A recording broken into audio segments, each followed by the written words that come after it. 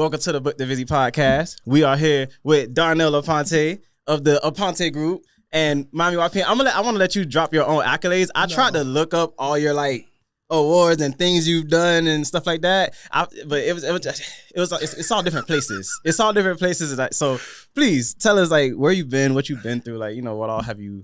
What you got? I mean, it sounds funny for me to say them. I know that's why, that's good though. That's character speaking of you. You want to talk about yourself. I don't know. I mean, I have a few. Okay. So the one I was awarded yesterday was #1 group in my office. The Aponte Group. Yes. Okay. Last year we were the #1 team. So a group is 3 or more people. Yeah. A team is 2 people. Okay. And the 3 years before that, I was the #1 individual agent. I just learned that. What? The group is 2, the team is 3. Okay, I'm sorry. Go ahead. Yeah, you blew my mind. Team is 2, group is 3 or more. Good to know. So I got that yesterday. Sasha on my team got the #1 team member out of all the offices between teams and groups. I can see that. She does a lot. So that was cool. She did 23 transactions last year. Yeah. Almost 10 million in volume. So I can see that. She had a good year. Yeah. This year will be better for sure. Yeah. Was last week the inauguration? A week before that? Let's say a week before that. I got YPN Advocate of the Year. You got YPN Influencer of the Year. That felt good. For us to, I wish it was there so we could do a trophy toast. That's what I wanted. Those are cool. Yeah. Those awards were that one was very heavy. That was nice. 2021, I got YPN Member of the Year, I believe. That's good. Honestly, I have they're just awards. They don't really mean anything. I get They're that. Cool. They make you feel good in the moment, but it's really what we do for our clients. Yeah, it's interesting though to just hear the list. That's consistent because it sounds like from 20. What was your earliest one? When would you say you got your first award? I don't know. Maybe my second year in real estate. Second year in real estate, I was #3 or #4 in my office as individual agent. I'm all right. This is. Yeah. I don't even feel like I'm doing anything. But other people my coaches and stuff yeah, you're doing it. You have you don't even put in a lot of effort. One of my coaches, Amanda's if you have more talent in your pinky, yeah, then and that's I forget exactly what she says, but she you only use as much talent as you have in your pinky. If you actually were more intentional and you did stuff you'd be amazed. Right. So I just wake up and go, honestly. I get that. That's always been my thing. I get that. I remember you telling me that when you first started real estate, you kind of finessed your way into an office and just built it out. You're this is happening, this is going. Yeah. Okay, so tell me about that. I did that more than once. So I started in Keller Williams, Miami Beach. Yeah. I didn't have a single deal yet, but I'm hey, I know I need an office. So hey, I need an office. There's only one left. Yeah. Miami Beach rent is super expensive. I'm hey, I need this office. I'm gonna need an office. I'm gonna do big stuff, Mm-hmm. And they're hey, yeah, we can give you this office and you have to pay rent, but just know if there's a team or a capper someone that meets a certain sales requirement essentially. Mm-hmm. If they need an office, you got to get out of here. I'm say no more. You're not kicking me out of this office. Right. Okay. I bought a big fancy glass, $1,000 desk, a $700 white chair. Because Miami Beach. Yeah. Literally not a single deal, not a single person I've spoken to yet. And then I kind of did something similar when I moved to the plantation office, where I'm I need an office. Yeah. And I just took a big office. This is different management. They don't even know each other. They don't know each other. I'm I'm gonna need an office. I'm gonna grow a team. Yeah. The first time I tried to grow a team. Yeah. And so I just always believe in myself. I'm gonna get it done. How long? Is this year 2 or how far between? This is year 2 at this point because I was driving to Broward every day because I lived in Brickell. Okay, so you gave it a full year, then you shift gears. All right, year 2. Here's where we are. I'm always in Broward. I'm maybe I should actually live here. Yeah. All my business is up here. I should probably move back because that hour 20-minute drive twice a day was not a good lifestyle to have. I get that. I did something similar. When I started, I lived in it's not that far, but I lived in East Miramar. My office was in Davie, so it would take me 30 minutes to get there every time. But what I do is the way I kind of force growth is I'll give everything a year, and each year my rule is I have to be in a better place than the year before, and if I'm not, let's shift. Let's do something better. So it seems like that's kind of what you do. Every year, are you trying to? Honestly, it's just whenever I feel like it. I don't have a time. I literally just moved offices a week and a half ago. Again, I'm in the Weston office now. How frequently do you think you move offices? I still say Keller Williams. But they just got so many. No, yeah, we do have so many. But no, this is only the second time I've moved offices. Okay. I started in Miami Beach, so I started there, so I didn't move. Yeah. I moved to Plantation. I was in Plantation for over 5 years. Yeah. And now I'm in Weston. Okay. That's cool. All right. So one thing I kind of wanted to know is, where were you before you got to real estate? Like, were you the same Darnell? I feel like I was a different person before I got into real estate. Were you different before? Different in which way? Like, just, okay, this is me before. This is who I am before real estate. I was just, I'm going to my friend's house. We're going to play Call of Duty. We just chilling. And then it's like, all right, let's do something. Where the ladies at? Let's call the party line. Like, not a care in the world. We had little jobs at like the grocery store, but just to buy shoes and stuff. Nah, I've always been self-employed, pretty much, for the most part. Any real job I've had, by real job I mean like an hourly job. I only lasted a couple weeks there. I'm like, I can't do this. Can't work for somebody else. Yeah, it's not happening. So I've always done my own thing. So like before real estate, for 3 years, 2-3 years, I was like almost semi-retired. I didn't do anything. I just lived off of savings. I was just tired of working because I've always worked a lot. Before that, I owned a call center with 2 locations, one in Fort Lauderdale, one in Tempe, Arizona. Really? Yeah. How old were you at this time? Mid-20s. That's big. Okay. Yeah, we had a multi-million-dollar organization. Started in the garage with my friends and family, like, I'm like, I have this big idea. I don't have any money to pay you guys right now, but let's do this. And I got a couple people to agree to work with me for months, unpaid, until we grew it to a massive organization. That's cool. Multiple offices. And then it went so well that my family opened up like branches and they had their own offices as well. So like pretty much like supported 80% of my family with their own offices and stuff. Because we started together. I started in my sister's garage. And this is before you even got to. So what made you stop that and like pivot to the next? Have you heard of the TCPA, Telephone Consumer Privacy Act? Yeah.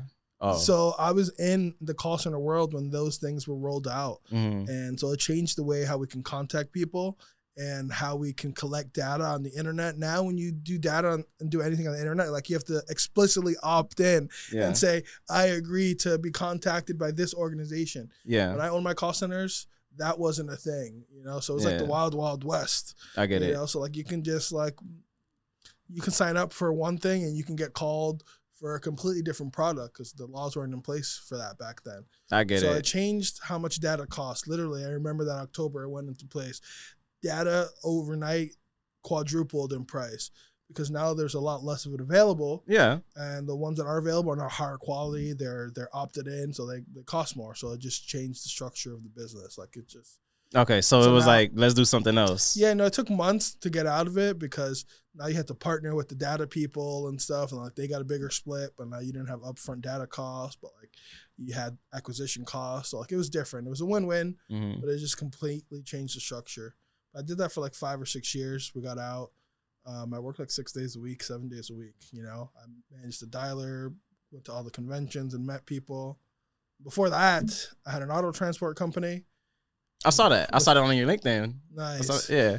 So I had an auto transport company for a few years. I worked for a company for a few months, and I became their top salesperson very quickly. And I ended up retraining the person that trained me. And people would always try to figure out, like, how's this guy hang out and BS all day, but like he's still the #1 sales agent. Yeah. I don't know. I've always had the skill of being able to tell immediately if someone is going to transact with me or not. I've always known how to like ask questions, like ask the right question. So my focus was only on speaking to the right people, not just dialing all day. So I just was great at identifying those people. So like I'd be the employee that's in their coworker's cubicle BSing all day. But like the bosses couldn't really say anything to me because I'm making them the most money. Right. So this is like you're on the phone. You're doing these calls too. On the phone. Yeah. No, okay. Anything I've ever done, I've always been on the phone first. So even in real estate, you're on the phone, or like I guess on the was phone, there a not so phrase much. of it? No, I'm not a phone person in real estate now. I'm an in-person. Open houses are a jam. Yeah. We get into that. Yeah. Open houses are great. And then before that, I got into auto transport because I was a mortgage broker 2005 to 2008. I was gonna ask you. Yeah. So Okay. I got into car transport around 2008. You know, because the mortgage just literally disappeared. So I got like a job somewhere. I'm like, hey, I can do this myself. Like I'm making my bosses this much money. And I realized it was only a couple $1,000s to open up an auto transport company because you're just a broker. Mm-hmm. So literally, I've never made it a year at any job that I've ever had. Like I've always just went out and did my own thing. The jobs would be like the mortgage brokers. That was a job at first until you opened your. Technically, you know, I still consider myself self-employed. It's like a realtor. Yeah. You know, even though our license is under someone else, like you only eat what you kill. Yeah. You know, so it's not like I get paid to show up. You know, I only get paid when there's closings. Yeah.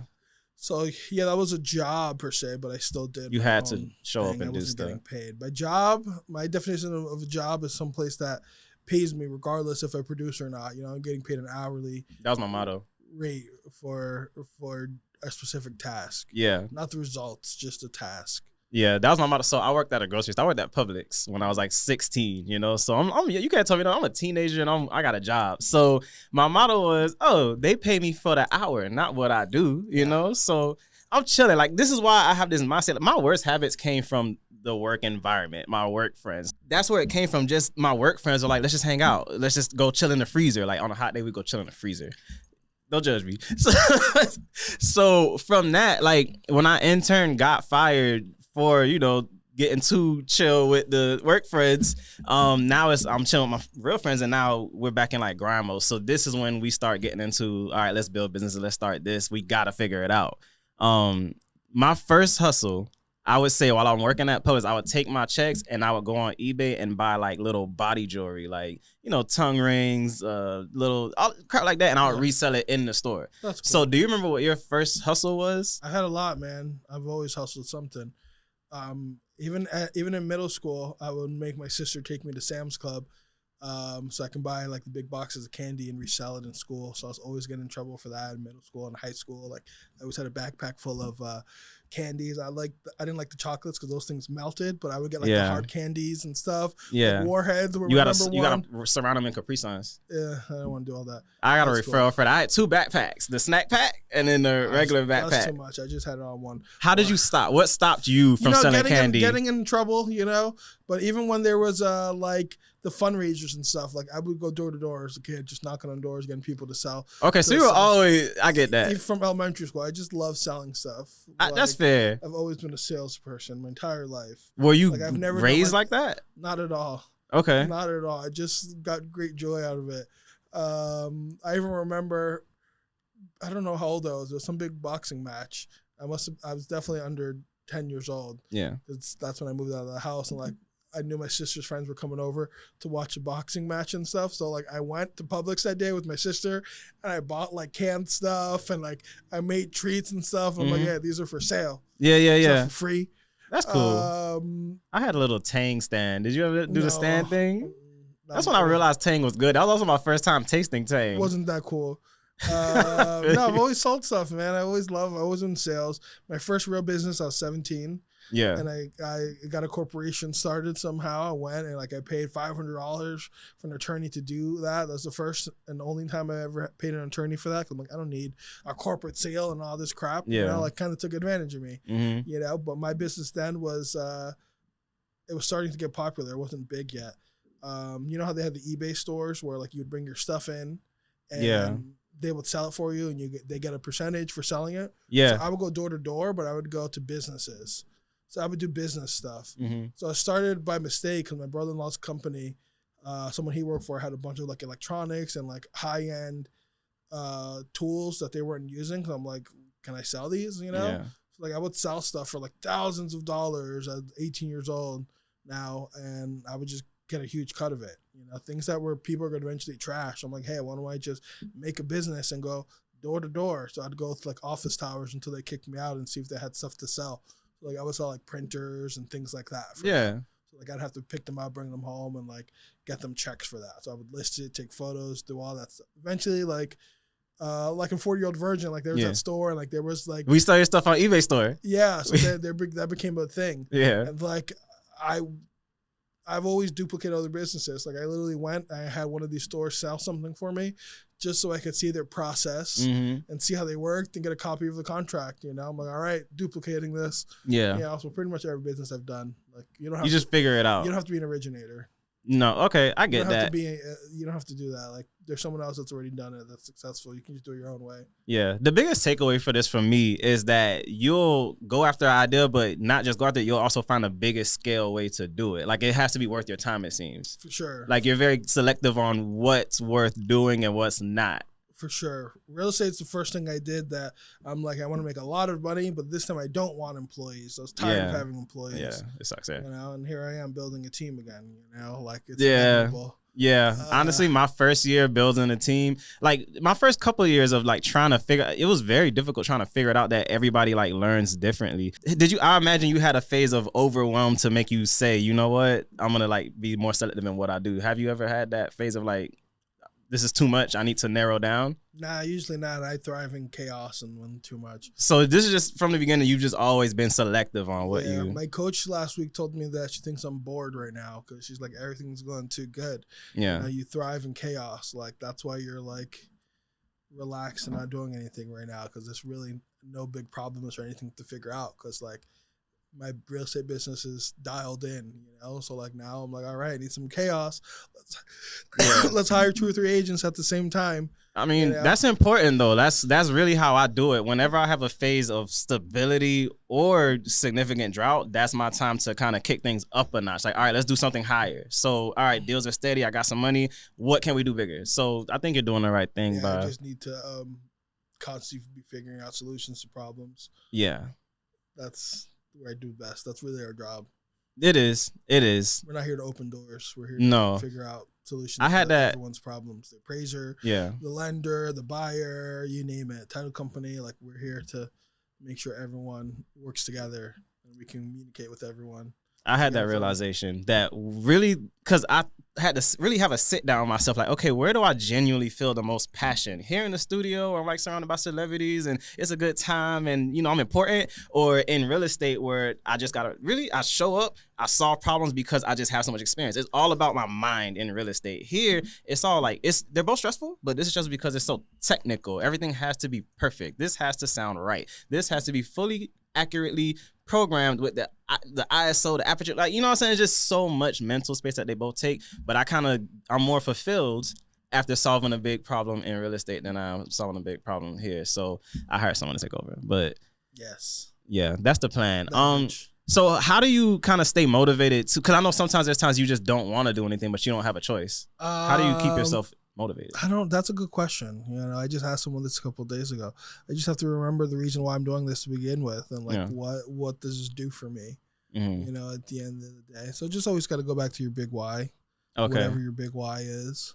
Okay. You know, that's really how I stay motivated because it's sometimes can be very stressful dealing with these clients and other agents and stuff, you know? Yeah, it's overwhelming with all the different personalities. Yeah, but all right, so you're very big on open houses. I imagine you had to go through a bunch of different marketing strategies and tactics before you got there, or did you just go straight to open houses? You know, I did the Zillow thing for a while and I loved it. Mm-hmm. People talk crap about it, but like I was converting their leads at a high level, you know, so I loved it. That's why I started the team the first time. I'm like, oh, let's just scale this. It's like my other businesses, like buy leads, hire people, have the people close the leads to get paid. Yeah. Did you start with one zip code or multiple? I'm a psycho. I love analytics. So like I built out a spreadsheet. Yeah. And I looked at what are the return rates for each one, like, because it gives you some numbers, but then I really calculated it. So I realized that in order for you to be successful in Zillow, you need to own at least 30 to 40% of a zip code. And then I looked to see like how much it's going to cost per lead, what percentage I can get, how many am I going to really get. And I just went from there. So like the zip codes I got were not next to each other. So I started with a bunch of zip codes, and that's when I realized like, nah, it's better to have all my money in one zip code. So I dominated, and when people are looking in that area, they keep on seeing my face, you know, versus randomly popping up, you know? So the goal is to be ideally 100%, because at that time there was 3 agents on Zillow per zip code. Yeah. That were shown to the clients, to the consumer at the end of the day. So if you got 100%, then that means anytime they refresh the page, they're going to see your face. You know? is exactly why Zillow worked for you and it doesn't work for other people, because you took the extra steps to research and look into it. Most other agents, they just heard whatever the call center person told them and said, let's do it. You know, so that's where they get set up for failure. You went into it with a plan, and each lead came in with purpose. It's like, okay, this is all part of the plan. I know exactly what to do here.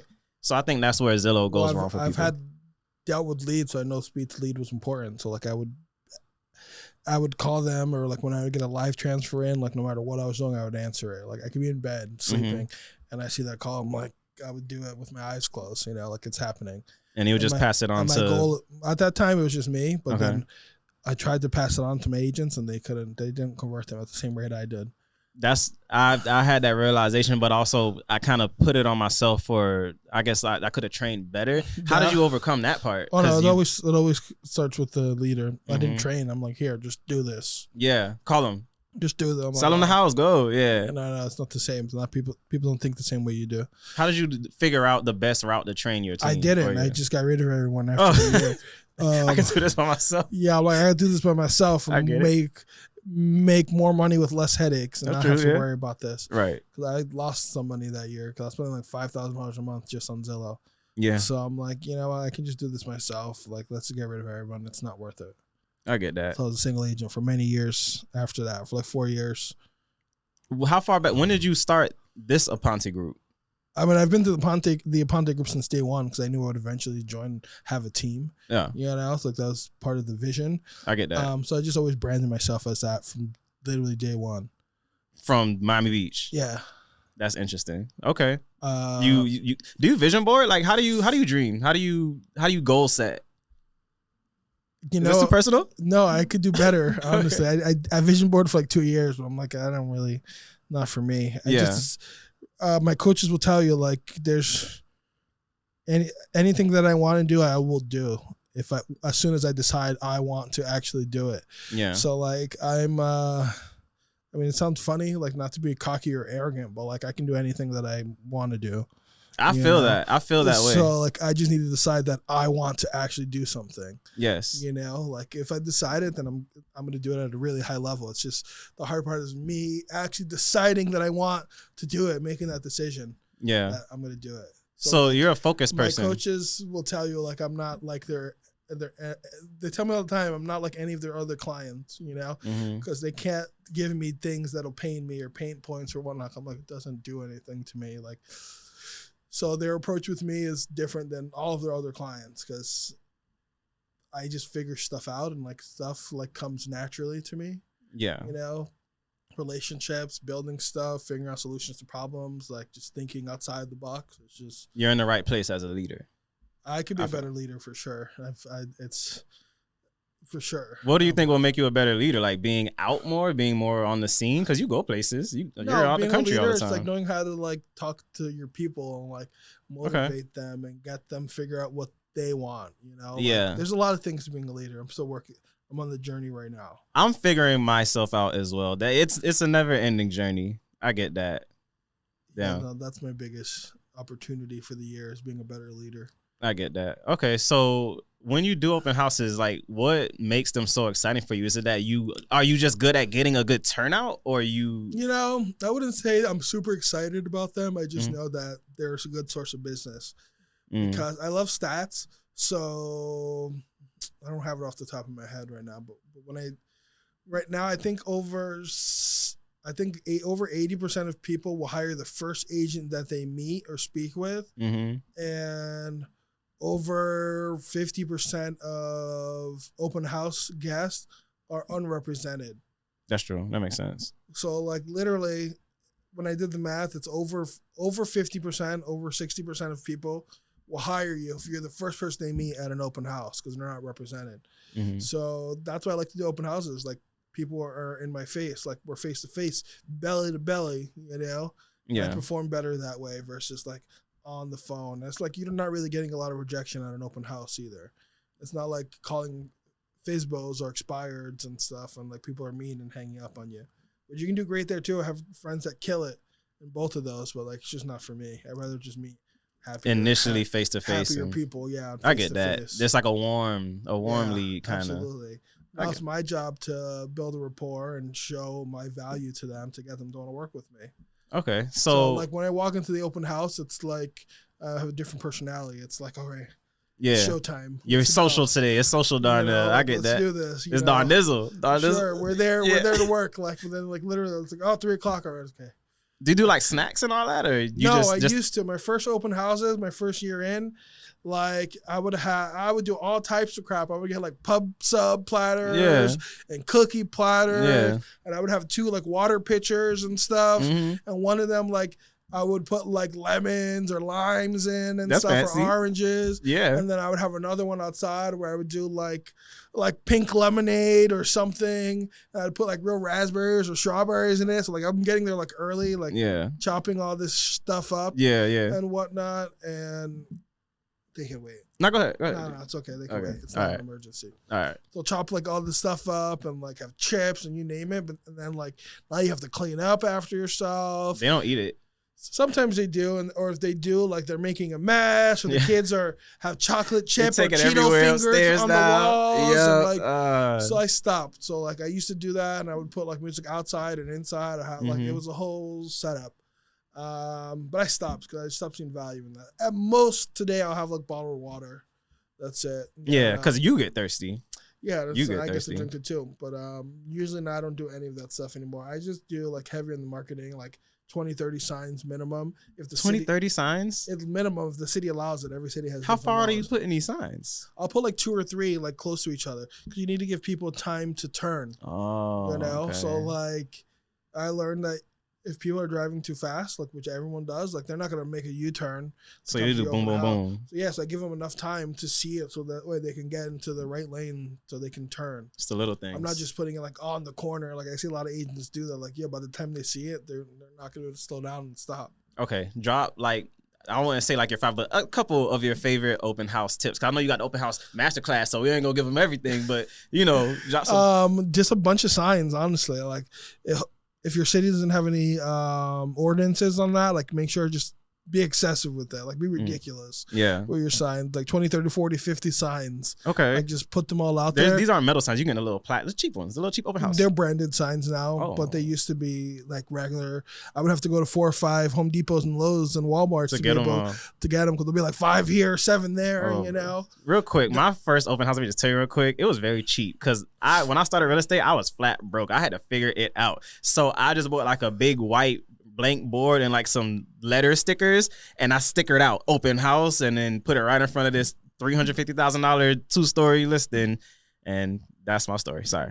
Nice. No, thank goodness I had some money before real estate. Yeah. Like I wasn't stressed if I sold anything. I was stressed out. Yeah, I bet. No, you just buy the signs. They're like $5 each. But literally my first year, I realized like I can't be buying all these damn signs and going to Home Depot. So like I looked at the back of the sign, and there was a little name on there. It said Hillman Sign Co. And I called Hillman, and they're like, "Oh, we only sell direct to like stores and stuff." I'm like, "What about online stores?" So like, yeah, that works. So I created an account with them and a bogus website. I'm like, "This is it." Yeah. And then I got wholesale prices. I was getting signs for like $3. Okay. And I'd buy like 200 at a time. I saw you had a marketing company. Did you tie that into that by chance? I don't know what company I gave them, but I'm like, hey, I'm gonna sell these. I think. Hold on. I wrote your marketing company had an interesting name. Orange Apple Media. Orange Apple Media. There we go. I tried to start a marketing company. Me and my friends are gonna call it Content Fellas. Nice. Yeah, it was catchy. But so I just ordered my signs wholesale, man, and then I started to sell them to agents in my office. I'm like, brilliant. Yeah, you're the sign guy. Yeah, so like, and now you building trust with these agents in your office. So like I always had signs, and I would get like the big yellow ones because they stood out and they were taller than the little skinny white and red ones. So like those were like I would use the yellow and black ones, because you can get those in the store. So like I know like if anyone else out there was using this because they stole it from me. Good to know. What's your open house sign-in sheet like? I had one. Sign-in sheet. We don't use paper. You don't use paper? No. So you have a QR code? How's it? How ghetto. You don't sign them in? Ghetto. I do. You don't sign them in? They don't use paper. What? From day 2, not day 1. Day 2, I've used the tablet. So you just go around with the tablet like, hey, I bought a tablet stand for it. And I would have to bring that with me. I didn't even think of big tablet stand, but like it locked in, like so someone can't. Like they came in. It's like a stand. Yeah, it's a stand. Can you put a flyer on top of it? It had a thing underneath it with a rail that you could put a flyer in. That's cool. That's when I used to print flyers. I was on paper. Now I don't because it's a waste. As a business. Yeah, and it's not good for the environment. It's waste for business. But now people throw them away. Yeah, now it's an opportunity for me to say, "Oh, do you have a flyer? Yeah, I can email you the digital one or text you it. So make sure I get the right. That makes info. perfect sense. You know, or as soon as you sign in, you're gonna get the email with the flyer and all the proper. It's like a info. confirmation email type. Automatically, it's all automated. You gotta tell me how you do that later. It's really easy. Oh, tell me now. Jotform. You can use I know Jotform. I use Jotform. Yeah, so you can have it set up so as soon as they enter the info, it automatically either brings them to a new web page. That web page should be that property listing on your website. So that way they're on your website. You're not sending them to like Zillow or MLS. Or you can have email them a PDF like Jotform. You can do a lot with Jotform. Okay. I like it a lot more than Google Forms. Yeah. And that's really it. I just use that, or I just have the link ready saved for the property. I can just text them the link. But in order for them to receive it, they need to give me the correct contact information, right? Right. So that's that. Just ask a lot of questions to these people. I generally never ask them if they have an agent. Like, that's not a question that I ask. They have to, like, they would just kind of... Well, because most of the time they're going to say they do have an agent, even when they don't. Right. Oh, because they don't want you to talk to them. Yeah, they don't want to be bothered. They I don't get want to that. feel like they're being sold to. So I never ask them that question. Okay. Like, if they bring it up, then it's like, oh, you have an agent? At one point, I will eventually ask, or before we go see properties, like, I'm assuming you're not working with an agent, right? Yeah, that's fair. And then at that point, if they have one, they'll tell me. But if you ask them up front, Mm-hmm. they're gonna say, yeah. Like when you're in the department store looking for something, you could be lost. But a sales associate walks up to you, they're like, "Hey, how are you? Can I help you find something?" You're like, "No, I'm good." I honestly, I never trust them. Never. I could be looking for something and I don't find it, and they ask you for help. I'm good. I'm still gonna say no. I'm okay. Thank you, though. I'll be scared they're gonna tell me they don't sell it, and then I'm gonna leave. So even when they say we don't have it, I keep looking. Yeah. So that's just human nature. Yeah. Okay. Good. The only time I ask them people questions like that is when I want the answer to be no, and I frame the question in a certain way. That I even ask, like they said they ain't got it. I get that. It opens the door. So like one way, an example to sidetrack off of open houses, like sometimes you want the answer to be no. No is safe for us, right? Yeah. No I'd is rather very not. safe. So like a question I ask all the time, I have like an over 90% response rate. I usually do it the last quarter of the year. Is you use it anytime, but if a lead is not responding to you or a client or whoever it is, and they've been MIA or ghosted you, I say, hey, Khalid, long time no speak. Have you given up on your goal of home ownership for 2024? Yeah, it's offensive. No one wants to be a loser. Yeah, I still want to do it. Or a quitter. Yeah. No is the safe answer for them, right? Right. No, Yeah. Whereas if I would have said, hey, are you still looking to buy a home in 2024? I will get very few responses. Smart. Do you manually follow up or do you use a CRM? Both. Oh, what's Follow Up Boss? Follow Up Boss. Everyone uses Follow Up Boss. I noticed all the teams doing $100 million a year in sales are using Follow Up Boss. So I'm like, they're onto something. I had a trial. I couldn't figure it out. I suck at new technology. You have to spend a lot of time building it out. Clearly, I don't have the time. And I hired somebody also in the beginning to help build certain things out. That's the missing piece. That's smart. I don't have the time to figure. That's the problem. I'll get some new service and don't have the time to figure it out. So I just give up. I hired somebody to help me with that. Brilliant. I start to build stuff out myself. I'm constantly changing things, and adding templates, and doing stuff for tracking and whatnot. I integrated with YLopo a couple months ago. It's great because it has like a smart AI in there. Like it texts my leads and texts people for me and stuff. And like sometimes I'll get from the commercial conference. I don't know. That thing? Oh. No. Different one, YLopo. So like I'll get like messages all the time, like every day, like, hey, this person viewed this, or Raya is the name of the AI assistant. So like they're having a conversation. They said that we told them that you'll call them. They'll hear from the agents. Like I'll go in and like it's had a whole conversation with people. Yeah. Like all I have to do is call them. Like, hey, you're speaking to my assistant. Like, no, it's an AI. That's cool. Yeah, I wanted to get that from. I forgot what it was called from the commercial, but whatever it is, that one was cool too, where it recorded your conversations. Yeah, because I'll be trying to grab this, but when I try to do it, my daughter grabs a pencil and just starts fighting me, and it's too much. It's too much. Okay, so you do a lot of referrals. How did you get into that and figure out that is like a source to drill into? It's like my third year in real estate. Yeah, maybe at this point, and I discovered the referral game. There was a group within Keller Williams, or a bunch of Keller Williams agents. It wasn't like an official Keller Williams group. It was called the BRN, the Black Referral Network, and then there was a couple other groups. at the time. They weren't as big then, like 5 years ago. And I realized like there's referral opportunity. So I started like putting my name in and I got one. And then I realized like the Black community wants to stick together. And then I started getting a lot of referrals from there. Yeah. I was upset that my coworkers, my office neighbors didn't tell me about it, but now I know why, because like it's competition. Yeah. You know, I get that. You want to be the guy to get I dominate leads. that group now for South Florida. That's good. Yeah. But then I started the Hispanic referral network because I'm half. You're like, half. You're both. Immediately, I'm like, both, yeah. I'm like, there's a need for that too. Brilliant. You know, so then I have like one of brilliant. the largest Hispanic, you know, referral groups. Even though I don't speak like fluent Spanish, well, like I'm like, there's a need for it. Let me create it. Yeah. You know, so just participating in the group and providing value to other people.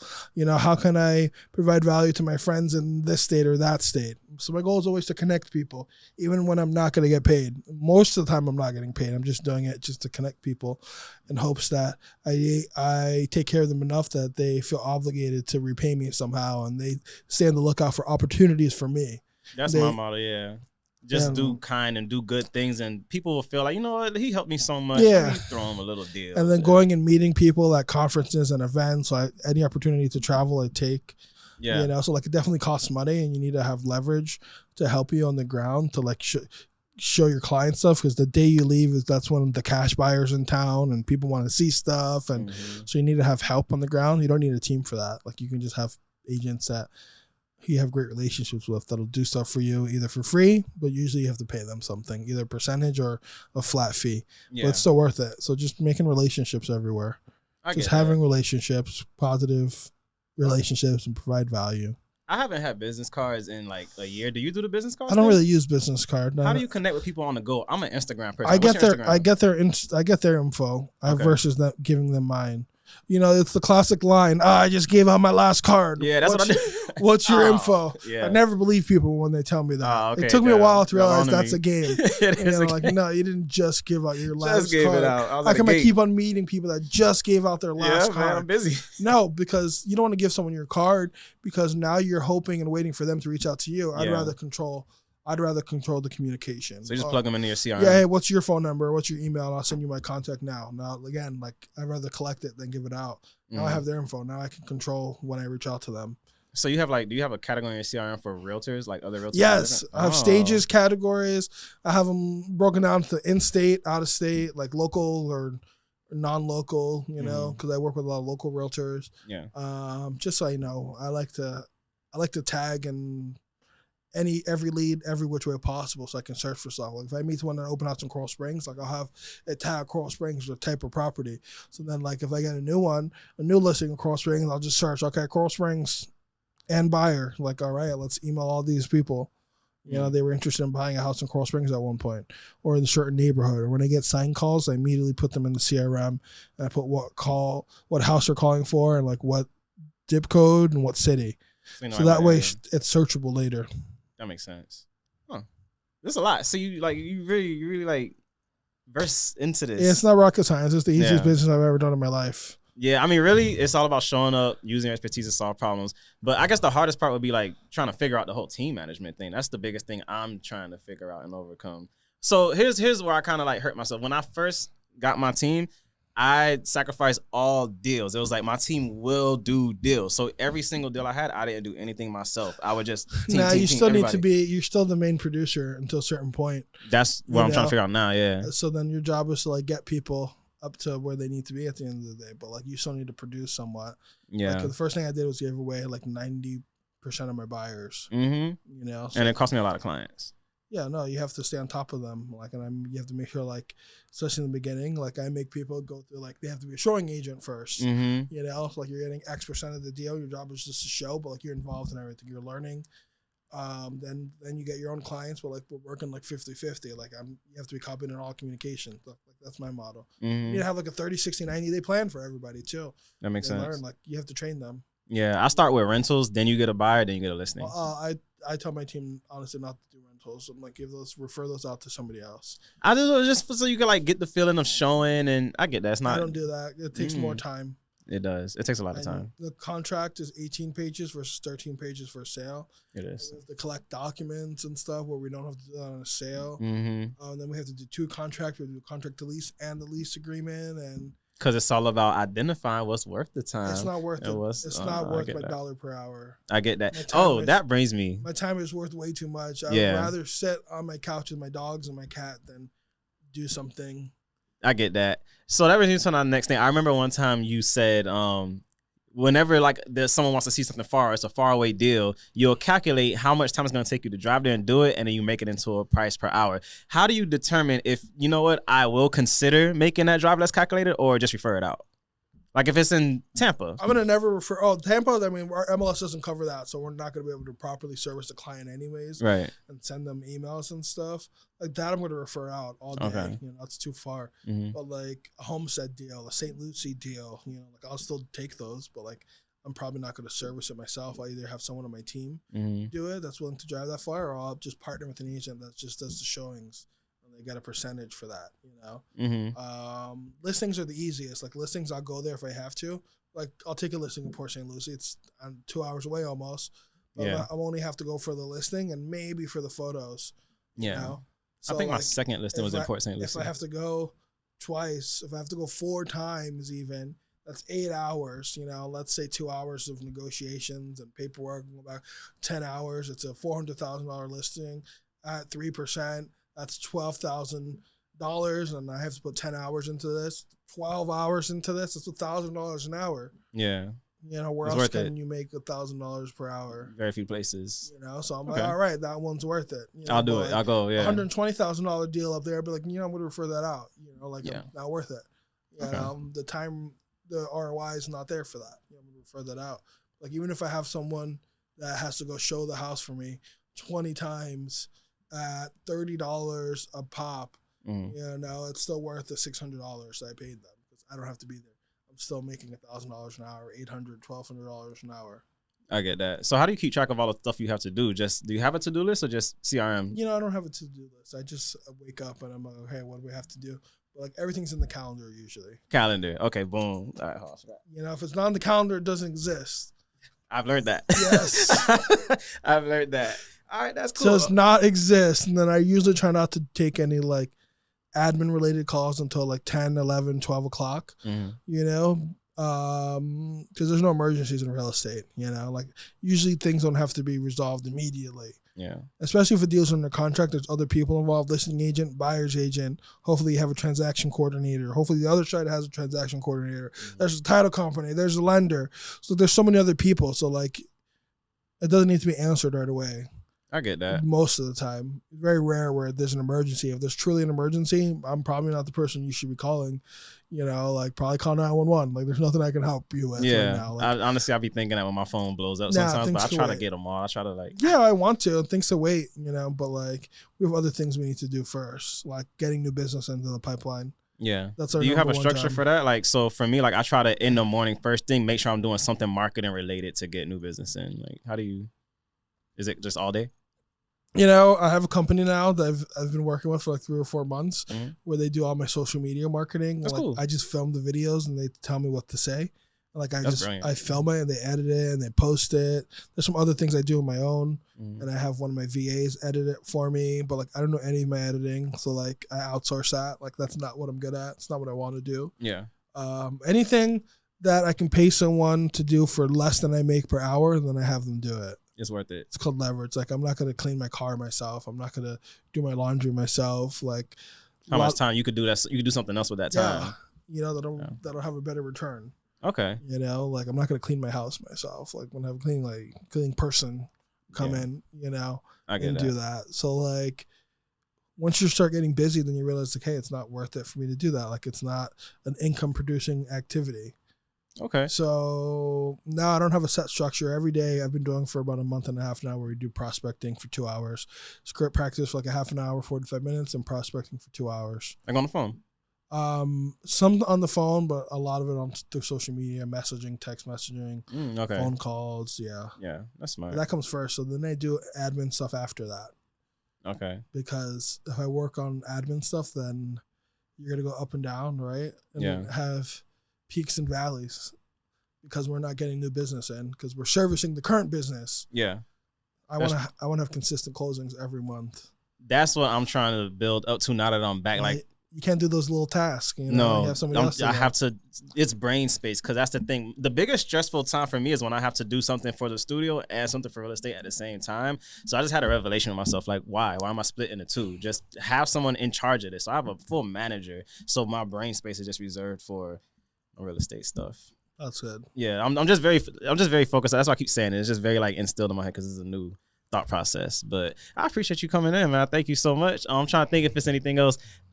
Is it okay? I have a random question. This is very random. What car did you have before the X6?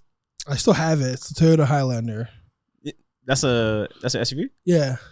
Okay. Were you always an SUV? I'm an SUV guy. No, these were my first 2 SUVs. I've always been like a coupe sedan type of guy.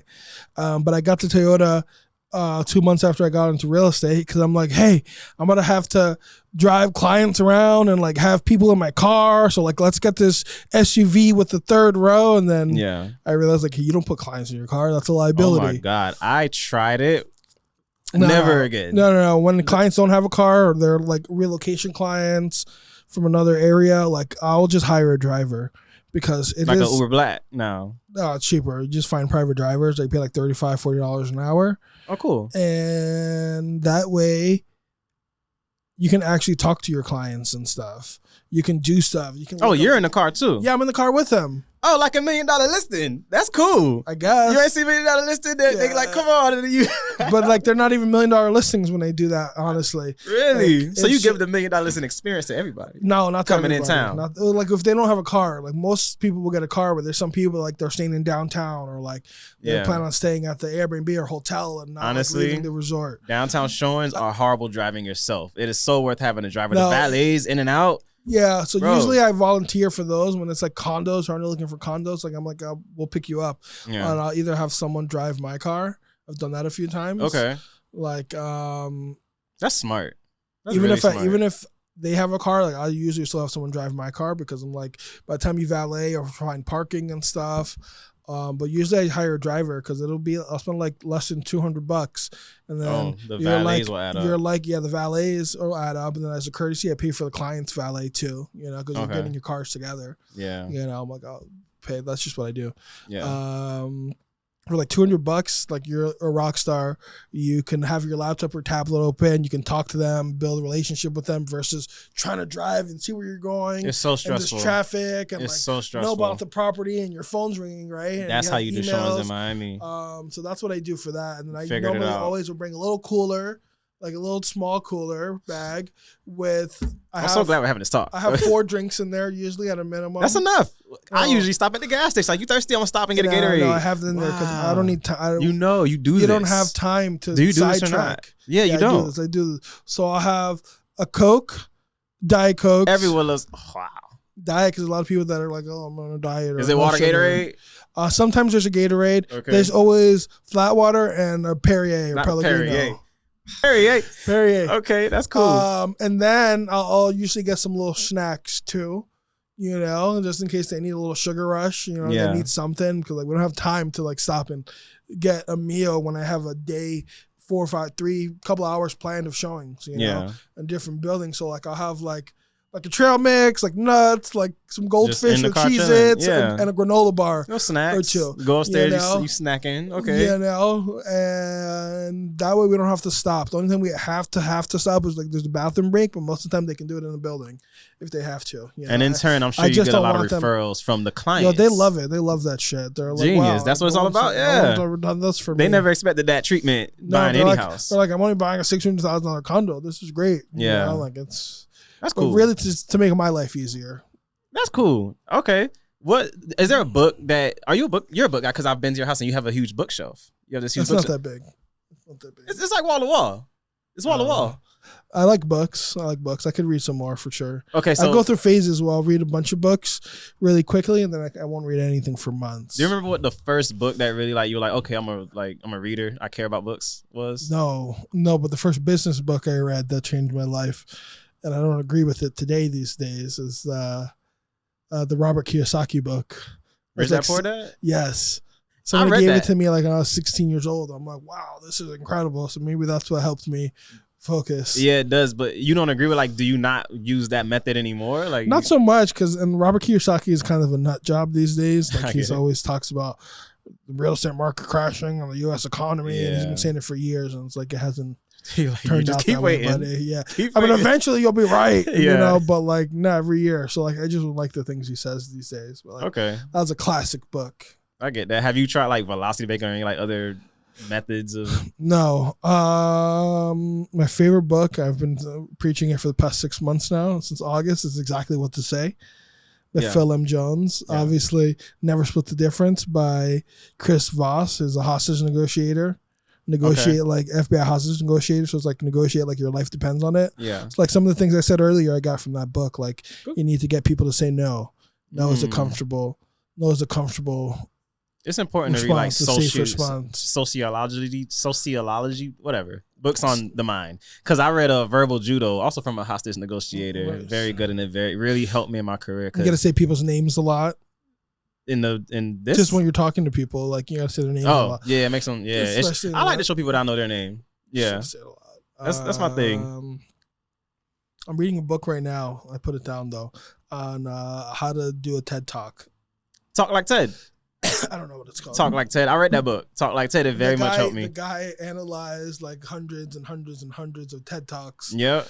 And like watch each 18 one minutes. at least 3 times and like look for different things each time he watched it. Like, and then I started watching TED Talks. How many times people laughed and stuff, and like. Yeah. Like he really went in. Like he figured out the science of it. Yeah. And like how the 2 types of ways people start their stories, like with it's clearly defined in the beginning, or at the end, that's when they bring it all together. Yeah. You know? I gotta finish that one. That one was very You'll like powerful. it. It's definitely worth it. Okay. And then last topic. We both got studios. You got the loft studio, very nice. In your loft I hope you put together. Thanks. How's it going? Like, do you get annoyed having a full production studio in your house, or like is it like this? No, cool? not at all. Honestly, I don't use it as much these days. I don't use this. I'm ready because I'm in my damn house. Like so, like my new office now. One of the reasons I moved there is because they have like a studio, so they have 3 different backdrops in there, like a green wall. They have like a black and white wall with quotes, and they have like another wall with like looks homey with the shelf on it, and like you can add your own stuff and the desk. So yeah, I use that office. Is that where you're making your reels? Most of them, no. Those are nice. I like that. When I do like podcasts and stuff on other people's, normally I do them from home. I do those for my home office because I can ensure like it's quiet and no one's gonna burst in the door and like a high speed internet connection. Yeah. But that's really the only time I record at home. I just spent so much time building it out. I'm like, I don't know why. I should film more of that. I do that. When you have an idea, you go all in. Like if I'm gonna record home, I might as well have I went all in, man. I got all this space. Nah, I'm the same way. If you're gonna do it, you gonna do it. Are we here or not? Yeah, that's my motto. I finally got my last credit for my Sigma lens like 2 days ago because I'm like, Amazon, you're gonna give me credit for one. Where's my other credit? Oh, you switched it out. I got rid of all the cameras. I got rid of everything. The only thing I still have left are my 2 Fire mics. These things? Yeah. Okay. You got a bigger one. The DB7. Yeah. I have 2 of those now. That's just worth it. You never know when you're going to need that. I have one of those, and I don't know. I got to see which other one I have. I think I have 2 of those. I either have one DB7 and the regular DB, and then I have... the Rodecaster. Yep. And then, you never know. You never know. So, like, even if I ever do anything at home, I still have those. At the end of the day. You should get a Pelican case and just pack it so you could. You taking it to Dubai?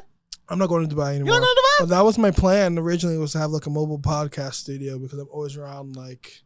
It's a lot of stuff. Really crazy, like high value people. Yeah. Like, but you got this thing, which is probably better. I would rather get 2 of those, honestly. Yeah.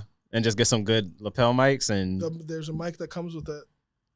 You did it. It's fire, like the quality on there. Yeah, I learned that. I got rid of a lot of equipment. Like I had a whole bunch of stuff at home. I just got rid of all of it. I only need, if I really want to record, I'll just show up here. Booked and busy. Let's do it. The Pocket 3 is incredible. That's a Pocket 3? Yeah. Put an Amazon link in the bio for the Pocket 3. Amazon link for the Pocket 3. The creator combo kit. Gotta love it. Gotta love it. That's great. Well, thank you for having me today. No, of course. How do people reach you? How do people find you? You can find me on Instagram, Darnizzle, Darnizzle. And I love it. That's the catchy. best way to get a hold of me. Yeah. Oh, last question. Did you go to culinary school? Like, cause you be cooking. I be seeing you on Instagram. I did not. I just enjoy cooking. You been doing it. Do you watch Food Network? How did you? When did you transition? When I was younger, I used to watch like PBS and see Julia Childs and Jacques Pepin and then like the early days of the Food Network starting with Emerald and Bobby Flay and all those guys, you know. Yeah. And so I just would always try to make stuff and like just that was cool. I used to want to be a chef until I got to like high school. Yeah. And then I heard how much money they make and how hard they need to work. I'm like, yeah, not for me. Yeah. I don't like it that much. I understand. You know? I sucked at cooking. I could like survive, but when I started watching Master Chef while I cooked, it was a change. This one goes out to my brother because he is a trained chef. He went to the Culinary Institute of America. He always likes to talk crap because he says that I'm the YouTube chef because that's where I learn stuff sometimes. But like I'm a better cook than he is. You know, he's literally a classically trained chef. What's your favorite YouTube cooking channel? Mine is Almazar's Kitchen with the knife.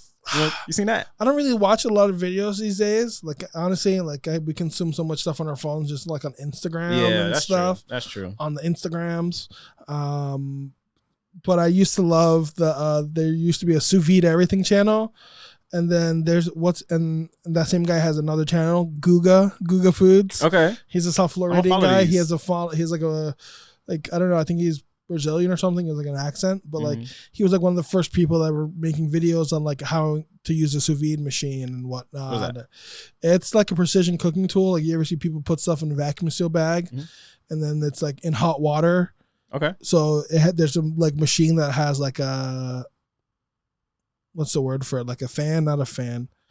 Like it just moves the water around. Oh, like a convection. Yeah, and it's water, but it moves the water around and it heats it to a precise temperature. A conduction cooker. So you cook food at a precise temperature. It used to be like only available to like professional chefs, and like it was really expensive and stuff way back when. Yeah, like it's like a French technique, but like now everyone uses it.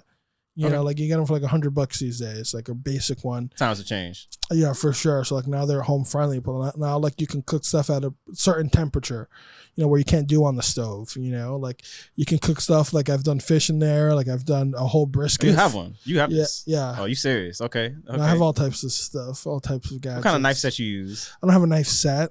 You just use one good knife? Like you have knife? I have multiple knives. I forget the brand that I have now. Like I bought a block. It was kind of expensive. I threw my block away. But I have, I threw my block away. Yeah, and now I just use one most of the time for most things, and it's like I don't even know what brand it is, or like a Japanese style brand. That's what I want. I want one of the big Almazars, whatever. I want a big foreign knife so I could be in the kitchen like, but you need different knives for different things. Yeah. You know? Like one knife is not enough. Yeah. You know, you need a paring knife, you need like a flexible boning knife, fillet knife, like you need. I like to try to cook new things and do things cleaver. I haven't done. You got a cleaver? Yeah, for certain things. Like get through bones and stuff. I just bought my first wok like a couple months ago. Yeah, I'm getting there. I just got a new wok 2 weeks ago. Nice. So I was excited. You know how to do this?